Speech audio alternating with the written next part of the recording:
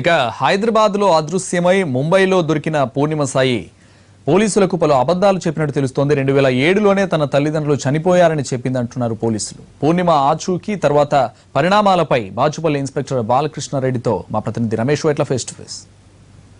Missing కేసులో కొత్త ట్విస్టులు బయటకు వస్తున్నాయి. అసలు పూర్ణిమ ముంబై వరకు ఎలా వెళ్ళింది, ఏ విధంగా వెళ్ళింది, అంతేకాకుండా అక్కడ వరకు వెళ్ళడానికి ప్రధాన కారణాలు ఏంటి అన్న విషయాన్ని కూడా ప్రస్తుతానికి చర్చనీయాంశంగా మారినాయి.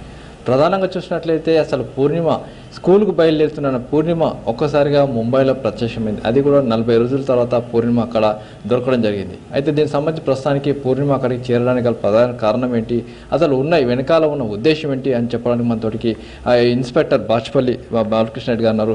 సార్ చెప్పండి, అసలు పూర్ణిమ అక్కడ వరకు ఎలా వెళ్ళగలిగింది, అసలు ఏం జరిగింది? అంటే పూర్ణిమతో డైరెక్ట్గా మనం ఇంతవరకు కూడా మాట్లాడలేదు. ఆమె వాళ్ళ చైల్డ్ వెల్ఫేర్ కమిటీ వాళ్ళ ఆశ్రమంలో ఉన్నది. టీం వెళ్ళింది, మా సబ్ ఇన్స్పెక్టర్ ఐఓ వాళ్ళతో ఆఫీసర్స్తో మాట్లాడినారు. వాళ్ళకి ఇచ్చిన స్టేట్మెంట్, పోలీసులకు ఇచ్చిన స్టేట్మెంట్ ప్రకారం ఏంటంటే ఆమె తల్లిదండ్రులు మరణించారు. 2007 సంవత్సరంలోనే తల్లిదండ్రులు మరణించారు. తను అనాథ అని చెప్పి తనకు ఎవరు లేరని, అయితే తన పేరు పూర్ణిమ సాయి అని కాకుండా అనికాశ్రీ అనే పేరుతో తను అక్కడ ఆశ్రమంలో చేరింది. ఆ పేరు అలా మార్చడానికి కారణం ఏంటంటే మనకి ఇంకా అయితే తెలియలేదు. అయితే దానికి ఒక ఆసక్తి అయితే చాలా ఉంది. టీవీ సీరియల్స్ బాగా చూస్తుంటే, హిందీ టీవీ సీరియల్స్, దాంట్లో ఇష్క్బాజ్ అనే ఒక సీరియల్ ఉంది. దాంట్లో క్యారెక్టర్ పేరు అనిక. మరి ఆ అనికని కలవడానికి వెళ్ళింది అని అనుకోవచ్చేమో, అట్లా అనిపిస్తుంది. డైరెక్ట్గా ముంబై కాకుండా ముందు షిరిడీకి వెళ్ళి అక్కడ కొంతకాలం ఉండి అటు నుంచి ముంబైకి వెళ్ళిందని ప్రాథమిక సమాచారము. ప్రధానంగా వెళ్ళడానికి కారణం ఏమై ఉంటుంది అంటే 40 రోజుల తర్వాత మీరు కలిసారు, తర్వాత మీ ఇన్స్పెక్టర్, మీ ఎస్ఐ గారు అక్కడ వెళ్ళడం జరిగింది, అక్కడ చైల్డ్ వెల్ఫేర్ ఆఫీసర్ కూడా మాట్లాడడం జరిగింది. కారణం ఏమి చెప్తుంది అమ్మాయి అసలు? అంటే ఇప్పుడు తాజాగా మేము వెళ్ళి ఆమెను ప్రొడక్ట్స్ మాకు హ్యాండ్ ఓవర్ చేయమని అడిగినప్పుడు ఆమె ఫ్రెష్గా చైల్డ్ వెల్ఫేర్ కమిటీ ముందు చెప్పిన విషయం ఏమిటంటే, తనకి ఇక్కడ వెళ్ళడానికి 2 రోజుల ముందు తనకి ఒక కళ వచ్చిందని, ఆ కళలో వాళ్ళ పేరెంట్స్కి చెడు జరుగుతుంది, వాళ్ళ పేరెంట్స్కి దూరంగా ఒక 1 year పాటు ఉండాలా, వాళ్ళ ఫేస్ చూడకూడదు, చూస్తే కనుక వాళ్ళ తల్లిదండ్రుల దగ్గరికి ప్రమాదం అని కళలో వచ్చింది. ఆ కళని నమ్మి తను వెళ్ళిందని ఇప్పుడు ఈరోజు తాజాగా చైల్డ్ వెల్ఫేర్ కమిటీ వాళ్ళ ముందు చెప్పింది. అయితే అసలైన విషయం ముందు ముంబై పోలీసులకు చెప్పిన విషయం మరోలా ఉంది, ఇప్పుడు ఈరోజు చెప్పిన విషయం మరోలా ఉంది. ప్రధానంగా దీంట్లో చూస్తే అమ్మాయి బాలికా స్థానం వరకు డైరెక్ట్ వెళ్ళిపోయిందా, లేకుంటే ఇక్కడ టీవీ స్టూడియో దగ్గర తిరుగుతున్నప్పుడు అమ్మాయిని రెస్క్యూ చేసి తీసుకెళ్లారా? ఆ విషయంలో కూడా ఇంకా క్లారిటీ లేదు మనకి. అక్కడ పోలీసు వాళ్ళు రెస్క్యూ చేసి జువెనైల్ బోర్డు ముందు ప్రొడ్యూస్ చేసి బాలికా సదనంలో పెట్టినట్టుగా ఇన్ఫర్మేషన్ ఉంది. ఆమె ఏ స్పాట్లో ఎక్కడ దొరికిందనే విషయం ఇంకా క్లారిటీ రాలేదు.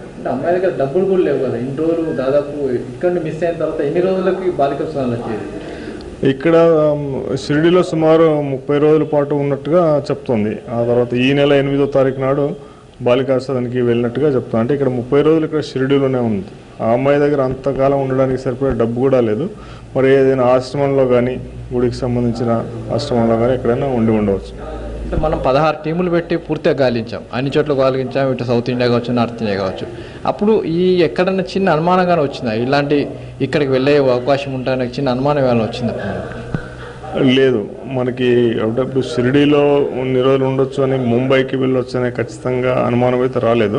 అంటే మాకైతే ఒక ఆలోచన, తనకున్న ఇంట్రెస్ట్ని బట్టి, టీవీ సీరియల్ బాగా చూస్తుంది అనే ఒక ఇంట్రెస్ట్ బట్టి ఏదైనా ఉండొచ్చు, తనకి సినిమాల మీద ఇంట్రెస్ట్ ఉంది, చెన్నై కానీ ముంబై కానీ వెళ్ళొచ్చు అనే ఆలోచన మాకు కలిగింది. ఆ విషయాన్ని తల్లిదండ్రులకు కూడా అడిగితే వాళ్ళు క్లారిటీ ఇవ్వలేదు. మా అమ్మాయికి అలాంటి ఉద్దేశమే లేదండి, తను చదువుకుంటుంది, ఆ విషయం ఎప్పుడు కూడా చెప్పలేదు. వాళ్ళతో కానీ వాళ్ళ స్నేహితులతో కానీ ఎప్పుడు కూడా డిస్కస్ చేయలేదనే విషయం చెప్పారు.